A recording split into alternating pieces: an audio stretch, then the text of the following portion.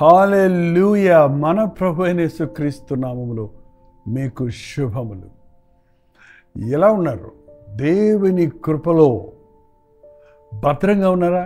ఆయన దయలో నడుస్తున్నారా? ఆయన సన్నిధిని కలిగి ఆయన ఇచ్చే సమాధానాన్ని పొంది బ్రతుకుతున్నారా?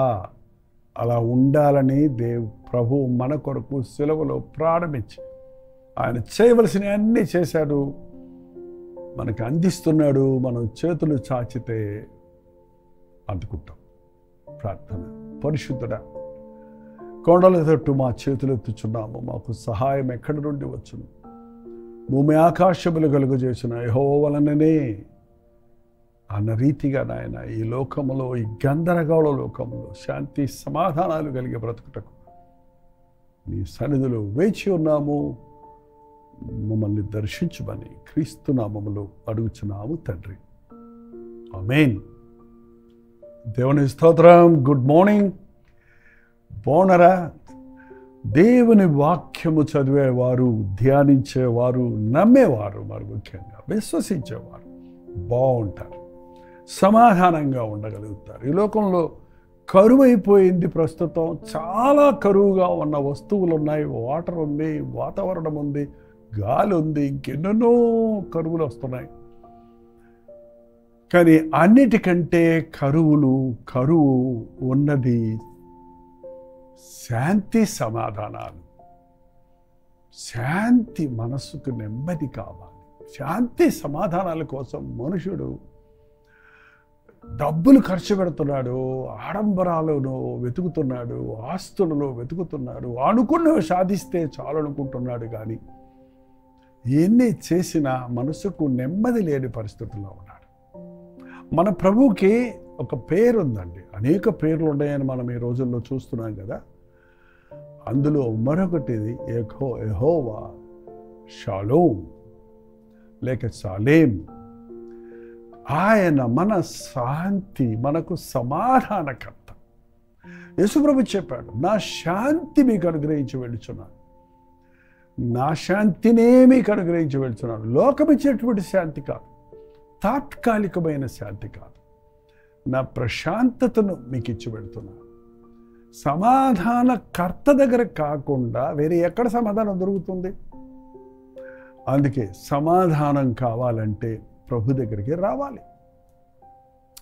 నీ పాపములు క్షమించబడి ఉన్నవి, నీవు సమాధానము గలదానివై వెళ్ళు అన్నాడు ఆ పాపాత్మురాలు ప్రభు దగ్గరకు వచ్చి పశ్చాత్తాపడి తన పాపములు ఒప్పుకొని విడిచిపెట్టినప్పుడు. పాపం అండి మనల్ని గలిబిలి చేసేస్తుంది.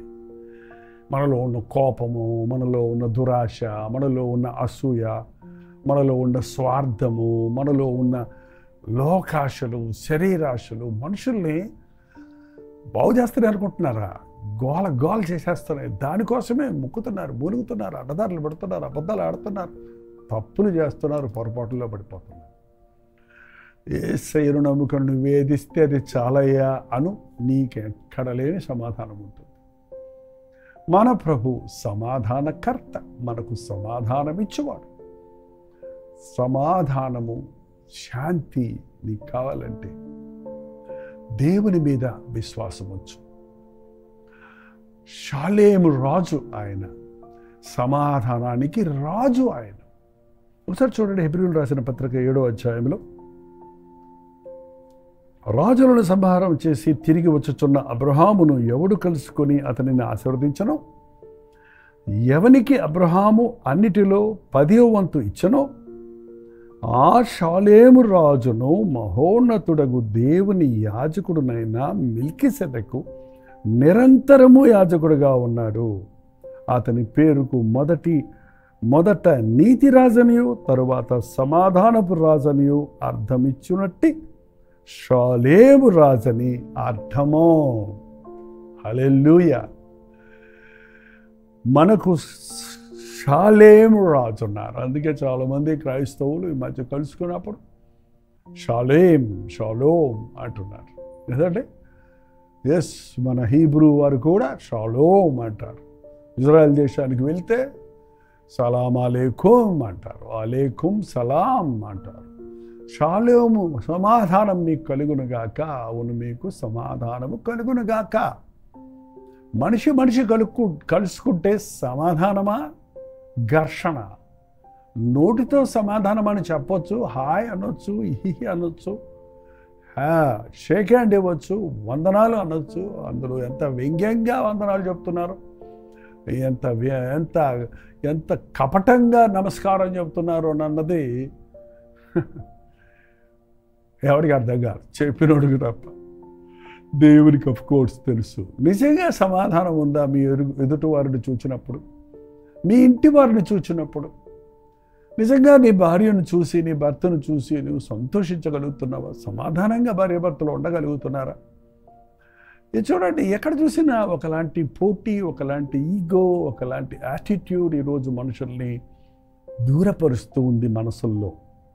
క్రీస్తును కలిగిన వాడు ఏక మనస్సు కలిగి ఉంటాడు. క్రీస్తుతో ఉన్నవాడు శాంతి సమాధానాలు కలిగి ఉంటాడు. సమాధానము లేని చోట కూడా సమాధానాన్ని కలుగు చేసేవాడిగా ఉంటాడు. మన ప్రభు మొదట నీతి, తర్వాత నీతి రాజని, సమాధానపు రాజని ఆయనకు పేరు. కాబట్టి షాలేం అనే రాజుగా మనకున్నాడు. నీకు సమాధానం కావాలంటే యేసు ప్రభు పాదముల దగ్గర కనిపెట్టు. నీ హృదయంలో ఉన్న గందరగోళాలన్నిటినీ, నిన్ను కలవరపరిచే విషయాలన్నిటినీ ఆయన సన్నిధిలో ఒప్పుకో. ఆయన్ని నీ రాజుగా అంగీకరించు. ఆయన నీ సింహాసనం మీద, నీ హృదయ సింహాసనం మీద ఆసీనుడైనట్లుగా నీవు ఆహ్వానించు. ఆయన సమాధానాధిపతి. ఆయన మనకు సమాధానం ఇచ్చేవాడు. మనకు చూడండి, సమాధానం పోవడానికి చాలా కారణాలు ఉంటాయి. మన సమాధానం పోయిందంటే మనకు ఒక ఆపద కలిగినప్పుడు మనం కొంచెం గలిబిలైపోతుంటాం. మనకి ఒక స్ట్రెస్, ఒక ఒత్తిడి వచ్చినప్పుడు, ఎన్నో పనులు చేయాల్సి వచ్చినప్పుడు మనం సమాధానాన్ని పోగొట్టుకొని కంగారు పడిపోతూ ఉంటాం. ఎందుకంటే కంగారుగా ఆ కంగారాల్లో మనం కంగారు పడుతూ మనం ఇదెలా, అదెలా, ఇదేమవుతుంది, అదేమవుతుంది, ఇదేవరు చేయాలి. పొద్దు లేస్తే ఇదే కదండి మన పోరాటం. ముఖ్యంగా ఒక ఇంటి యజమానికి, ఒక అధికారంలో ఉన్నవాడికి, ఒక బాధ్యత కలిగిన వ్యక్తికి ప్రతిరోజు చక్కబెట్టవలసిన విషయాలు ఉంటాయి, సంపాదించవలసిన విషయాలు ఉంటాయి, కట్టవలసిన బిల్లులు ఉంటాయి, చేయవలసిన పనులు ఉంటాయి, ఏంటంటే డిస్కస్ చేయాల్సినవి ఉంటాయి, చెప్పాల్సినవి ఉంటాయి. నా జీవితంలో నాకు పొద్దున్న లేస్తే సాయంత్రం వరకు చేస్తాం ఒక వంతు, చేయించడం మరొక వంతు. అవునండి, మరి దేవుని పని ఒక్కడమే చేయగలమా?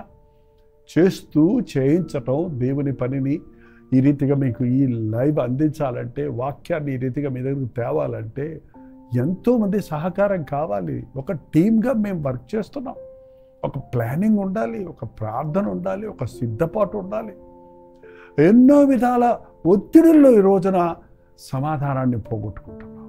అవునవును, విస్తారమైన పనులు పెట్టుకొని తొందరపడుతున్నాం. అవసరమైనది సమాధానం. ఆయన సన్నిధిలో సమాధానం ఉంది. ఆయన సమాధానంలో మనం ఎంత కనిపెడితే అంతగా ఆయన మన మనస్సులో ప్రశాంతతనిస్తాడు. మీ హృదయమును కలవరపడనీయకుడి, నా యందు విశ్వాసం ఉంచండి, నా శాంతిని మీకు ఇస్తాను. అసలు యేసుప్రభు ఈ లోకంలోనికి వచ్చినప్పుడు ఎన్ని పనులు చేశాడండి? ఎంతమందికి భోజనం పెట్టాల్సిన అవసరత ఆయనకేంటి? అంతమందికి భోజనం పెట్టాలి, ఇంత తక్కువ 5 రొట్టెలు 2 చేపలతో అంటే ఎంత ఒత్తిడది. ఆయన ఎంతమంది కుప్పలుగా ఇంటి వాకిటంతా రోగులు, దెయ్యములు పట్టిన వారు, నానా విధమైన రోగులు పడి ఉంటే ఇంతమందికి నేను ఎలా స్వస్థత పరచాలి, ఎలా ట్రీట్మెంట్? ఒక హాస్పిటల్లో చూడండి, డాక్టర్ గారు వాకిట కొంతమంది పేషెంట్స్ పడి ఉంటే ఆయన ఎట్లా కంగారు పడిపోతాడు.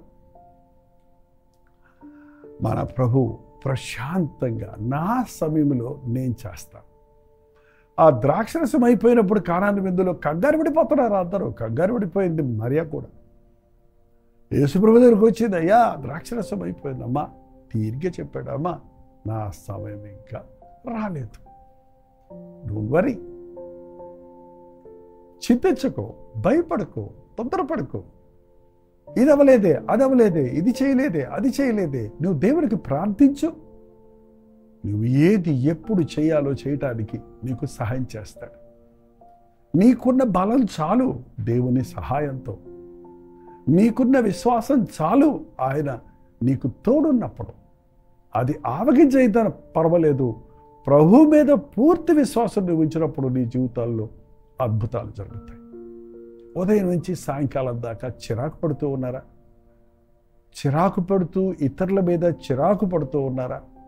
ఇతరులను విసిగిస్తూ ఉన్నారా? మీరు విసిగిపోతూ ఉన్నారా? మీ మనసుకు నెమ్మది లేక, తినలేక, నిద్రించలేక, ప్రశాంతంగా ఉండలేక అనేక రకాల రోగాల పాలైపోతూ ఉన్నారా? ఈ రోజు నుంచి యేసునందు విశ్వాసం ఉంచండి. ఎవని మనస్సు మీ మీద ఆనుకొనునో వాడు పూర్ణ శాంతము గలవానిగా ఉండును. మన ప్రభు సమాధానమును మనకు అనుగ్రహించేవాడు. మన షాలేం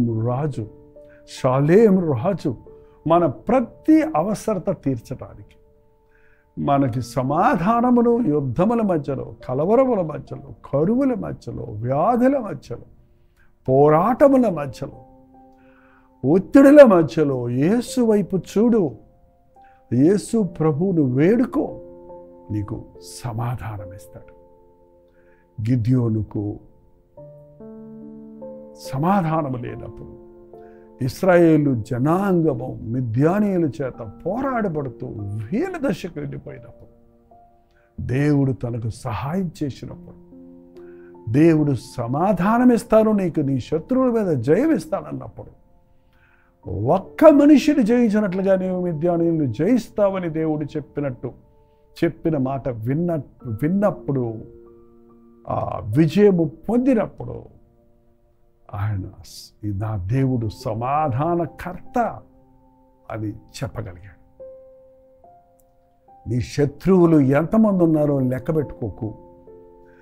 ఎంతమంది శత్రువులు ఉన్నా, ఎన్ని పోరాటాలు ఉన్నా, అన్ని పరిస్థితుల్లో తొణకని బెనకని విశ్వాసము కలిగి ఉంటే శాంతిని, సమాధానాన్ని కాపాడుకోగలుగుతాం. నీ చుట్టూ ఉన్న పోరాటాలను చూసి పరీక్షలు చాలామంది పరీక్షలు పరీక్షలు వస్తాయండి. ఎవరు బిడ్డలారా, మీ పిల్లలకు చెప్పండి. మీరు కూడా కంగారు పడతారండి. పెద్దలు కూడా ప్రార్థన చేద్దాం నాయన, నువ్వు చదువు, నేను ప్రార్థన చేస్తాను, మన ప్రభువు మనకి జయం ఇస్తాడు. నువ్వు ప్రశాంతంగా నీ మనసు ఉంటే నువ్వేమన్నా చేయగలవు, కానీ కలవరపడుతూ తొందరపడుతున్న మనసుతో నువ్వు ఏం చేసినా చెయ్యి జారిపోద్ది, చెయ్యి కాలిపోద్ది, నీ బ్రెయిన్ ఆఫ్ అయిపోతుంది.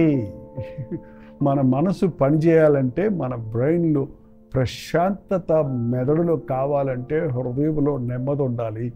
నెమ్మదినివ్వటానికి యేసు ప్రభు ఈ లోకంలోనికి వచ్చాడు. పాపం కలవరపరిచేది, పాపం కిలిబిలి చేసేది, పాపం మనల్ని అసమాధాన పాలు చేసి, మనల్ని అసహనముతో నిండి నిస్సహాయకులుగా ఉండి ఏమీ సాధించలేని పరిస్థితుల్లో మన జీవితం వృధా అయిపోయేటట్టుగా ఈ రోజుల్లో చాలామంది నిందించుకుంటూ, దూషించుకుంటూ, కంగారు పడుతూ, బాధపడుతూ ఏది సాధించకుండా మిగిలిపోయి ఉన్నారు.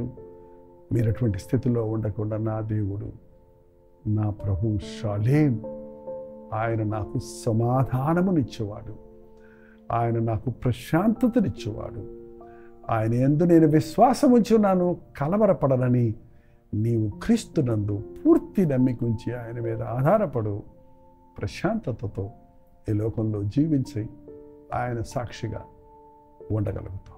ప్రార్థన. పరిశుద్ధుడ, ప్రేమగల తండ్రి, ఎన్నోసార్లు మా జీవితాల్లో ఈ లోక పనుల భారమును, ఈ లోక పరిస్థితులను ఎదుర్కొనలేక, మాలో ఉన్న శక్తి చాలదని, మా శత్రువు మాకంటే బలవంతుడైన వాడని, మా వల్ల కాదని విస్తారమైన పనులు పెట్టుకొని అడ్డదిడ్డములుగా బతుకుతూ అసమాధానముతో నిండున్న మాకు సమాధానకర్తగా ఈ లోకములోనికి వచ్చి నా శాంతిని మీకు ఇచ్చి వెళ్తున్నానని చెప్పిన మాటను మేము నమ్మటానికి, ఈ శాంతి ప్రశాంతతను మేము పొందుకొని సమాధానముగా జీవించుటకు, ఆత్మ ఫలమైన ప్రేమ, సంతోషము, సమాధానమును కలిగి బ్రతుకుటకు మా ఒక్కొక్కరికి నీ సహాయం చేయమని క్రీస్తు నామములో అడుగుచున్నాను తండ్రి.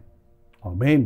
మన తండ్రి అయిన దేవుని యొక్క ప్రేమయు, కుమారుడైన క్రీస్తు యొక్క కృపయు, ఆదరణకర్త అయిన పరిశుద్ధాత్మ యొక్క సహవాసము కూడి వచ్చిన మనందరికీ ఇప్పుడున్న సదాకాలమును తోడై ఉండును గాక. ఆమేన్. దేవుని స్తోత్రం. మీ ప్రార్థనా స్తోత్రాల భారాలు 954041 నెంబర్కి, మీరు ఇతర దేశాల్లో ఉంటే 91001000 నెంబర్కి టెక్స్ట్ లేక వాయిస్ మెసేజ్ ద్వారా వాట్సాప్ పెట్టండి. మీ పక్షంలో మేము ప్రార్థిస్తున్నాం. తప్పక మీకు ప్రభు సాయం చేస్తారు. డాక్టర్ దీపాలు యూట్యూబ్ ఛానల్ మీరు సబ్స్క్రైబ్ చేసుకోకపోతే సబ్స్క్రైబ్ చేసుకోండి. లైక్ చేయటం, షేర్ చేయటం మర్చిపోకండి. వాక్యం ద్వారా మరి అనేకులు మేలు పొంది ఆధ్యాత్మికంగా బలపడాలని ఎంతో ప్రయాసతో ప్రతిరోజు 3-4 సార్లు దేవుని వాక్యం మీకు అందిస్తున్నాం. వినండి, దీవించబడండి. ఉచితమైతే మధ్యాహ్నం 3 గంటల హెచ్చరిక, అలాగే రాత్రి 9 గంటల కలువరి ప్రతి తొడులు మళ్ళీ కలుసుకుందాం. అంతవరకు దేవుని మహాకృప మీకు తోడైనడు గాక. ఉదయకాల